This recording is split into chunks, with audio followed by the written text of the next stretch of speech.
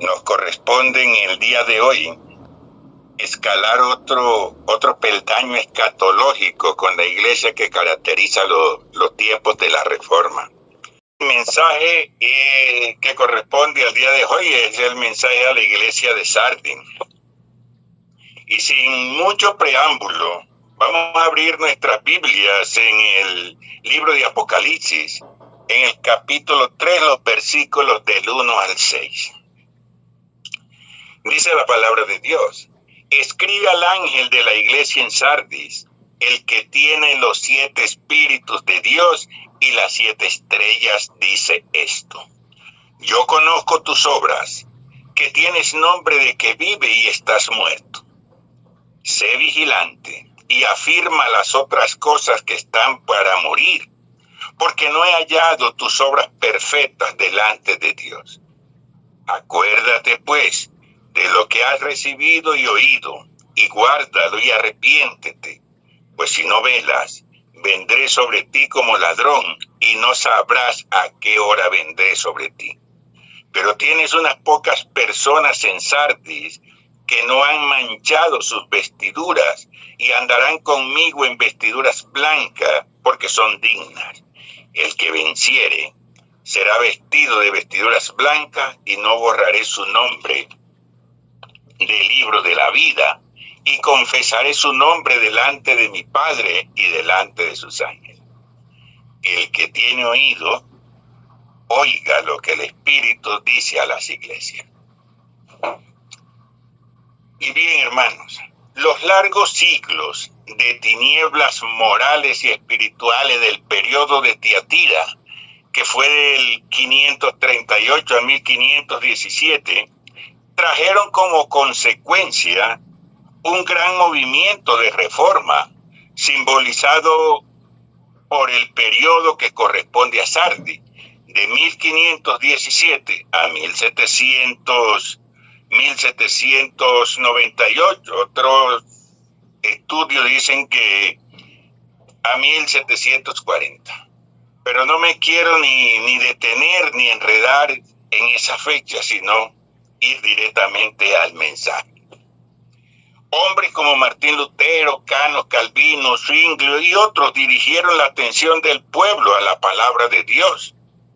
Y el 31 de octubre de 1517, Martín Lutero clavó en la puerta del castillo de Wittenberg las 95 tesis en contra de la venta de indulgencia, marcando así el inicio de la Reforma protestante. Por influencia de la Reforma, la persecución terminó antes de 1798, cuando terminó el periodo de la supremacía papal. Pero hablemos un poco de la ciudad de Sardis, a quien corresponde este periodo profético. Más de 600 años antes de que se escribiera esta carta, Sardis había sido la capital del reino de Lidia y era una de las mayores ciudades del mundo antiguo. ¿Por qué era importante? Porque la estratégica posición que ocupaba, las enormes cantidades de oro que se extraían del río Pátolos, hacían de ella una activa ciudad comercial. Su riqueza era proverbial, y desde los tiempos de Creso, su más famoso rey, se había acuñado en Sardis la frase tan rico como Creso. Esa era Sardis, una ciudad riquísima. Sin embargo, en el momento de escribirse Apocalipsis, de aquella gloria del pasado solo les quedaba el recuerdo y ese contraste entre lo que había sido y lo que ahora era esa ciudad. Geográficamente la ciudad estaba edificada estratégicamente sobre una colina tan pendiente que sus defensas parecían inexpugnables. Sin embargo, fue capturada por Ciro el Persa en el año 549 a.C. y por Antíoco el Grande en el año 218 antes de Cristo, y en ambas ocasiones Los pobladores fueron sorprendidos por estar excesivamente confiados en la resistencia de su fortaleza y por eso se convirtieron en objeto de burla.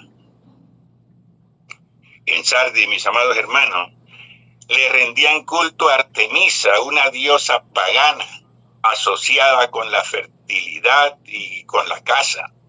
De su templo aún quedan algunas ruinas que nos permite imaginar sus colosales dimensiones. Eran templos inmensos donde se practicaban las más bajas pasiones de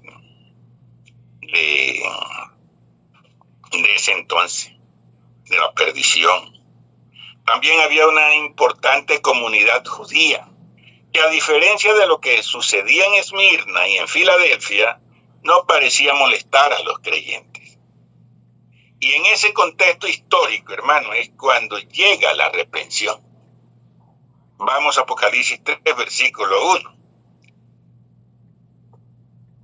Dice Dios: escribe al ángel de la iglesia en Sardis, el que tiene los 7 espíritus de Dios y las 7 estrellas, dice esto: yo conozco tus obras, que tienes nombre de que vives y estás muerto. El mensaje, si se dan cuenta, no es nada alentador. El mensaje comienza siendo la condenación más severa que escuchamos en estas cartas. Porque era lo que iba a ocurrir en este tiempo escatológico que comprende el periodo de Sardis. Y que también nosotros debemos discernir, porque se aplica para los tiempos del fin, antes de la segunda venida de nuestro Salvador. El Señor se presenta como el que tiene los 7 espíritus y le dice a la iglesia de Sardis que está muerta. Y esta expresión, hermano, describe los infinitos recursos espirituales que tiene el Señor y que eran precisamente los que necesitaba la iglesia de Sardis para volver a la vida. Dice que también tiene las 7 estrellas, haciendo una referencia a los líderes que eran los ángeles o mensajeros de la iglesia, como lo explica Apocalipsis 1, versículo 20. Las 7 estrellas son los ángeles de las 7 iglesias y los 7 candeleros que has visto son las 7 iglesias. Y en medio de los candeleros se paseaba el único que nos puede salvar, nuestro Señor Jesucristo. Y podemos decir entonces, hermanos, que los líderes espirituales de la iglesia, si están llenos del Espíritu Santo y están en las manos de Jesús, son los cauces de bendición para la iglesia. Pero como eso no estaba ocurriendo en Sardis, Cristo reprende a la iglesia. Yo conozco tus obras, que tienes nombre de que vives y estás muerto. Sardis se caracterizó por la hipocresía. No era lo que pretendía y aparentaba ser. Y a Dios no se le puede engañar. Dios no puede ser burlado. Porque Jesús no mira exteriormente, no mira por fuera. Jesús mira directo al corazón.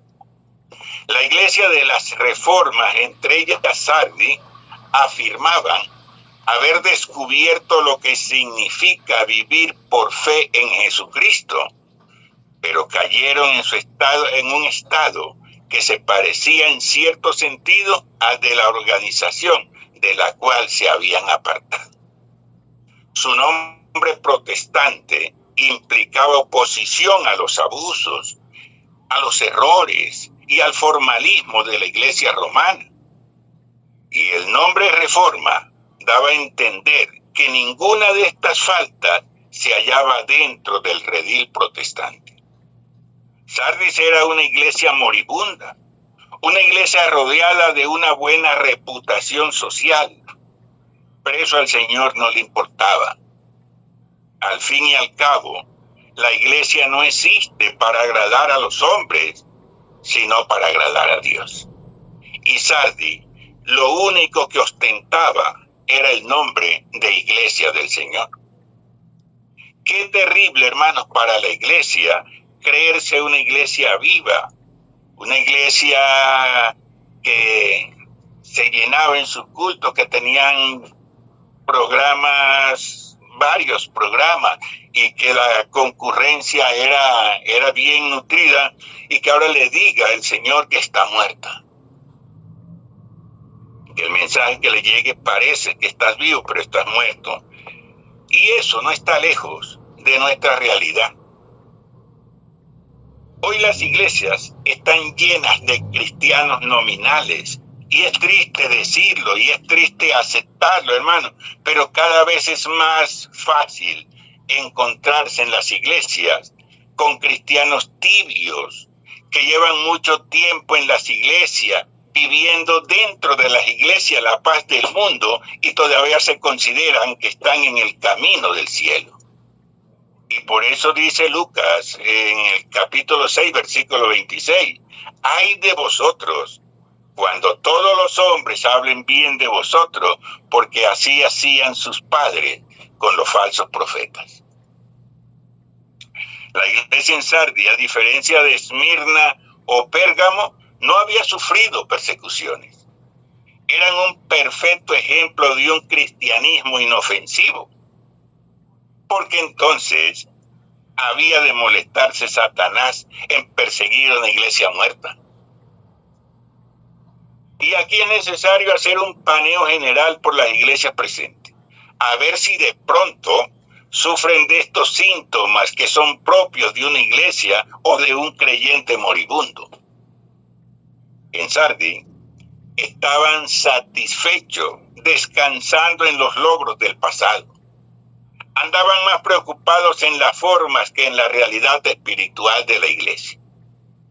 Estaban más centrados en solucionar problemas sociales que en atender las necesidades espirituales de las personas por medio de la predicación del Evangelio de Jesucristo. Tenían más interés por las cosas materiales que por las espirituales, y vivían más atentos a lo que los hombres pensaban de la iglesia que a lo que Dios piensa y nos pide que hagamos.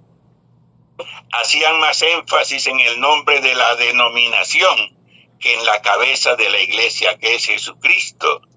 Y perdieron, hermano, perdieron la convicción en las verdades fundamentales, olvidando que cada palabra de la Biblia es palabra de Dios. El Señor directamente les hace un llamado a ser vigilante y al arrepentimiento. Apocalipsis 3:2. Dice, sé vigilante y afirma las otras cosas que están para morir, porque no he hallado tus obras perfectas delante de Dios. Cristo se dirige al remanente fiel de los verdaderos cristianos en Sardis, porque estaban en grave peligro de extinción, y comienza con una exhortación a ser vigilante. Elena de White lo diría lo mismo de otra forma. En uno de sus manuscritos, abro comillas, quienes pretendan estar identificados con el mensaje que Dios nos ha dado, debe tener percepciones espirituales agudas y claras para poder distinguir la verdad del error. La palabra del mensajero de Dios es: despierta a los atalayas. Y si los hombres distinguieran el espíritu de los mensajes dados y procuraran encontrar de qué fuente proceden, el Señor Dios de Israel los guardaría de ser descarriados. Manuscrito Relea 760.9-20. Apocalipsis 3:3. Acuérdate pues de lo que has recibido y oído, y guárdalo, y arrepiéntete, pues si no velas, vendré sobre ti como ladrón, y no sabrás a qué hora vendré sobre ti. Aquí el Señor no está hablando del rapto, sino que vendrá con sorpresa sobre aquellos que no se han preparado. Y esto es aplicable para el tiempo del fin, para ti, para mí, para los tuyos, para los míos. Cristo nos va a sorprender. Por eso tenemos que estar listos como si Jesucristo viniera esta misma noche. Esta recomendación tenía un sentido especial para la iglesia de Sardis y lo tiene también para nosotros, porque ya Sardis ya 2 veces había sido capturada por la falta de vigilancia. Ellos se sentían seguros confiando en la protección que le ofrecían sus muros. Y así estaba la iglesia. Aunque el creyente está protegido por unas defensas mejores que las de cualquier ciudad, no nos debe llevar a la relajación y al descuido en nuestra vida espiritual, sino que debemos velar y estar prevenidos. El apóstol Pedro nos exhorta en ese sentido, en 1 de Pedro capítulo 5, versículo 8. Dice el apóstol: sed sobrio y velad, porque vuestro adversario el diablo, como león rugiente, anda alrededor buscando a quien devorar. Y yo siempre digo que el cristiano que no ora, el diablo se lo devora. En aquella iglesia habían creyentes auténticos, en Sardis habían creyentes auténticos, pero estaban corriendo el riesgo de languidecer por completo y debían empezar por evaluar la situación desde la perspectiva que el Señor les estaba dando. Y después tendrían que confrontar el pecado, tendrían que confrontar el error e influir con su ejemplo y con la palabra de Dios en la comunidad. Es interesante, hermanos, interesante notar que el Señor no mandó a esos cristianos fieles que se fueran de la iglesia e iniciaran una obra nueva en otra parte de la ciudad. No, hermanos. Dios los dejó allí a fin de llamar a los que se habían extraviado para que volvieran al camino de la fidelidad con Dios. Y por eso les dice: porque no he hallado tus obras perfectas delante de Dios. Sardis no había perseverado en desarrollarse espiritualmente. Se habían enfriado y habían perdido el entusiasmo por avanzar en la madurez cristiana. ¿Y era eso lo que esperaba Jesús? No, hermano. Por supuesto que no. Jesús espera algo concreto en la vida de cada uno de nosotros. Jesús busca evidencia de nuestra lealtad y amor hacia Él. Pero el creyente tiene la tendencia en centrarse en sí mismo y espera que Dios le apoye, espera que Dios le ayude, espera que Dios le consuele en cada circunstancia de la vida, olvidando que Dios también espera de nosotros manifestaciones de amor, manifestaciones de lealtad y manifestaciones de servicio. Acuérdate pues de lo que has recibido y oído y guárdalo y arrepiéntete. Y ahora dice la sierva de Dios en Joyas de los Testimonios, tomo 2, página 253. El pecado especialmente imputado a esa iglesia es que sus miembros no habían fortalecido las cosas que quedaban, que estaban por perecer. Y se hace una pregunta: ¿se aplica esta amonestación a nosotros? Examinémonos individualmente nuestro corazón a la luz de la palabra de Dios y sea nuestra primera obra poner nuestro corazón en orden por la ayuda de Cristo. Cierro comillas. El mensaje es que necesitaban volver a las verdades de la palabra, de esa palabra que habían escuchado y que los había llevado a la conversión. Era imprescindible que la guardaran en sus corazones y las practicaran en sus vidas. Seguramente en Sardis habían dejado de leer sus Biblias y de alimentarse con la verdad, y ese abandono de la dieta espiritual los había llevado a estar débiles para poder hacer frente a la situación de desidia de la que tenían y de la que debían arrepentirse. Y eso les dice: pues si no velas, vendré sobre ti como ladrón, y no sabrás a qué hora vendré sobre ti. Y una vez más, el llamado del Señor a velar y una advertencia acerca de la venida de Jesús: vendré sobre ti. Seguramente no debamos entender este venir como una alusión a la segunda venida de Cristo, sino como una venida anticipada en juicio sobre la iglesia en Sardis.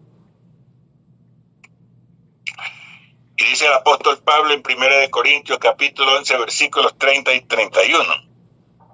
Por lo cual hay muchos enfermos y debilitados entre vosotros, y muchos duermen. Si pues nos examinásemos a nosotros mismos, no seríamos juzgados. Por lo tanto, hermanos, tenemos aquí otra de las grandes faltas de esta iglesia. No estaban esperando la segunda venida de Cristo. Su vida se había vuelto descuidada y no estaban mirando hacia el futuro glorioso con Jesús.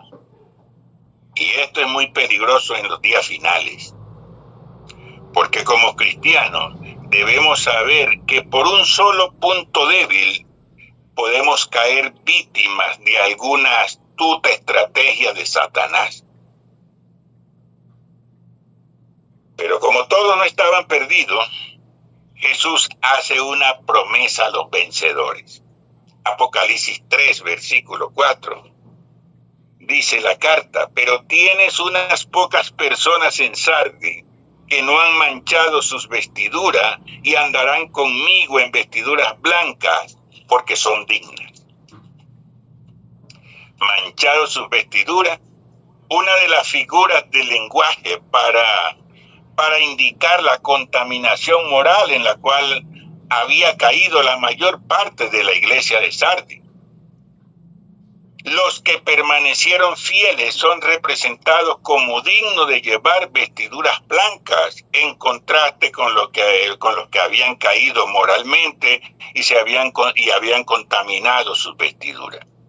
Tal justicia, hermano, no le pertenece a los fieles, sino que es el resultado de lavar sus vestiduras y blanquearlas en la sangre del Cordero. Esos habían recibido la justicia de Cristo. Y aquí debemos entender que se habían contaminado con el paganismo y se habían extraviado siguiendo doctrinas o prácticas que desagradan a Dios. Apocalipsis 3, versículo 5. El que venciere será vestido de vestiduras blancas, dice el Señor, y no borraré su nombre del libro de la vida, y confesaré su nombre delante de mi Padre y delante de sus ángeles. Las vestiduras blancas son la justicia de Cristo, que todos debemos procurar y que al respecto dice la pluma inspirada. Ven la justicia de Dios vindicada tanto en su extraña obra de entregar al impenitente a la destrucción, como en su perdón de los pecadores que por fe aceptan su gracia salvadora. Sin la intercesión de Cristo como sumo sacerdote, ese misterioso proceder de Dios de otra manera podría parecer ante las inteligencias del universo como arbitrario o injustificado. Deseado de toda la gente, página 55. Pero usted y yo sabemos, hermanos, que el plan de salvación tenía todavía un propósito mucho más amplio y profundo que el de salvar al hombre. Cristo vino para vindicar el carácter de Dios ante el universo. Y en Sardis, aunque la iglesia tenía reputación social de estar viva, en realidad solo un pequeño número de sus miembros lo estaban espiritualmente, y eso eran los que hacían parte del remanente fiel. Y este es un concepto del remanente fiel. Es un concepto que vez tras vez se repite en la Biblia. En el diluvio, solo 8 personas se salvaron. De los 2 espías que Moisés envió a reconocer la tierra, solo 2 llegaron a la tierra prometida. De los 5,000 que comieron del milagro de multiplicación de panes y peces que hizo Jesús, solo 12 quedaron con él cuando los demás lo abandonaron. Este remanente fiel son los que no han manchado sus vestiduras. El mensaje también dice, y andarán conmigo en vestiduras blancas porque son dignas. Este remanente andará con el Señor, lo que sugiere comunión íntima y personal con Él. El problema en Sardis es que habían perdido la comunicación con el Señor. El texto añade que tendrán vestiduras blancas porque son dignas. Estas personas tienen la pureza, tienen la santidad que produce la justificación de los pecados por medio de la obra de Jesucristo en la cruz del Calvario, como lo afirma Apocalipsis 7:14.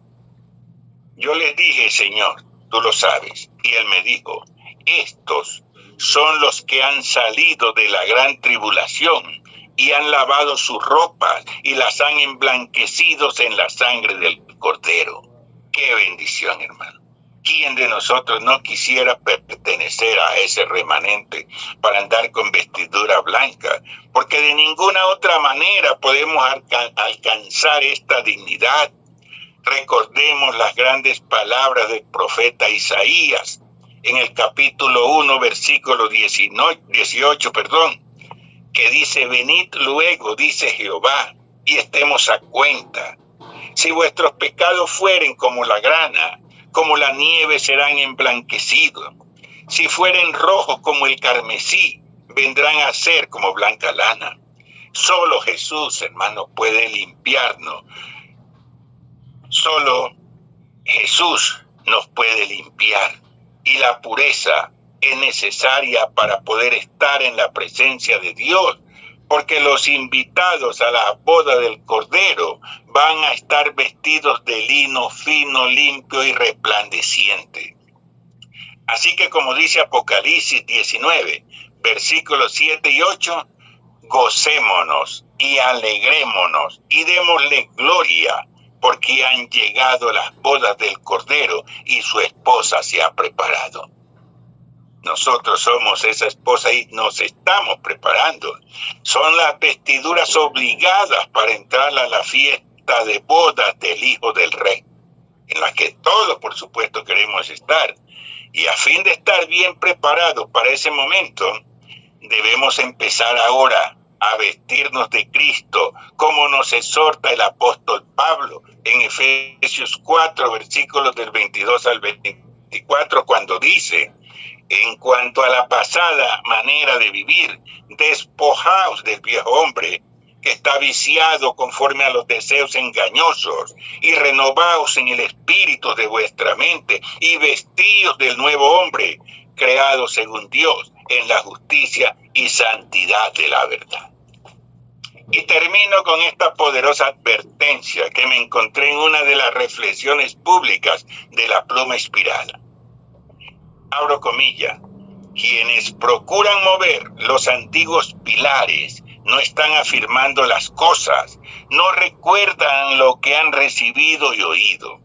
Quienes tratan de introducir teorías que mueven las columnas de nuestra fe con respecto al santuario, la personalidad de Cristo, de Dios, están trabajando como ciegos, procuran introducir incertidumbre y dejar al pueblo de Dios sin ancla y a la deriva. En la iglesia de Sardis habían cristianos fieles, hermano. Aunque Dios les dijo que estaba muerta, habían cristianos fieles que no habían apostatado y seguían guardando lo que faltaba por morir.